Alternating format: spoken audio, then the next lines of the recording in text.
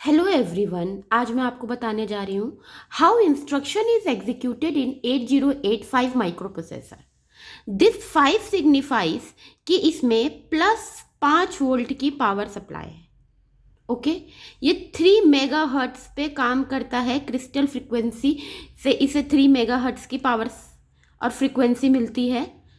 Next की instruction कैसे execute करते हैं। फर्स्ट इंस्ट्रक्शन साइकिल को एग्जीक्यूट कराने के लिए, कोई एक इंस्ट्रक्शन को एग्जीक्यूट कराने के लिए, let suppose ADD B, B and C उसके जनरल पर्पस रजिस्टर है और ये असेंबली लैंग्वेज है जिससे एक इंस्ट्रक्शन को मैं किसी एड्रेस पे लिख रही हूँ 2000।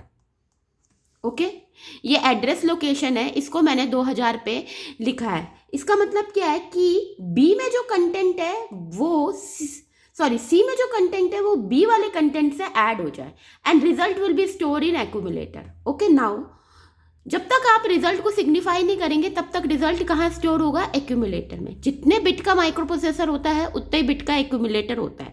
8085 8 बिट का माइक्रो प्रोसेसर है तो उसमें 8 बिट का एक्यूमुलेटर होता है। Nearest register nearest to the heart of microprocessor is accumulator. Now B plus C, let's suppose it can be 2 plus 3. Now this addition is the function जो ये instruction perform करेगा और इसका कोई एक हेक्साडेसिमल कोड होगा। लेट्स सपोज इसका कोई भी कोड हो सकता है 31H, लेट्स अज्यूम इसका हेक्स कोड है। इस हेक्स कोड को हम ऑप कोड बोलते हैं और इसका फुल फॉर्म होता है operation code.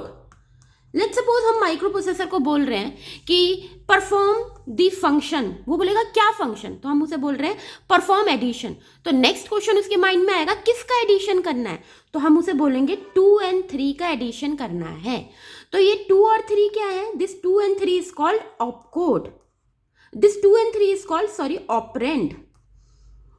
OPERAND, operand. It is called operand. Now जब भी हम किसी इंस्ट्रक्शन को रन कराते हैं तो वो एक इंस्ट्रक्शन साइकिल में होता है। इंस्ट्रक्शन साइकिल, इसके अंदर बहुत सारी मशीन साइकिल इंक्लूडेड होती है। ये इंस्ट्रक्शन साइकिल 2 पार्ट में डिवाइडेड होती है। फर्स्ट फेचिंग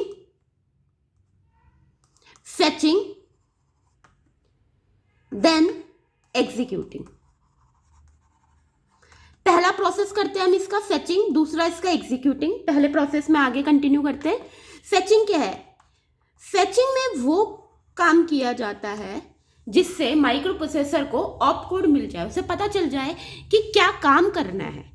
तो वो किसी एड्रेस पे रखा है, लेट्स सपोज वो कोई एड्रेस है 2000, वहां पे 31H ऐड ऑपरेशन का ऑपरेशन कोड है जिसे हम ऑप कोड बोल रही हूं मैं।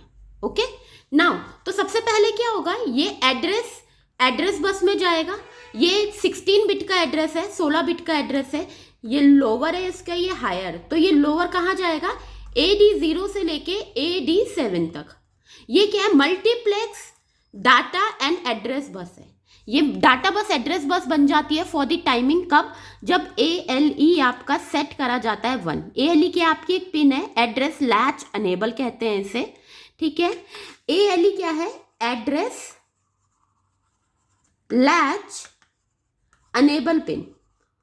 40 पिन की IC है माइक्रो प्रोसेसर 8085। उसमें ALE क्या बोलता है कि for the timing data bus address बन जाए, इसको सेट किया जाता है 1 हाई मतलब। ठीक है, फर्स्ट स्टेप क्या हुआ? फेचिंग में आ जाओ।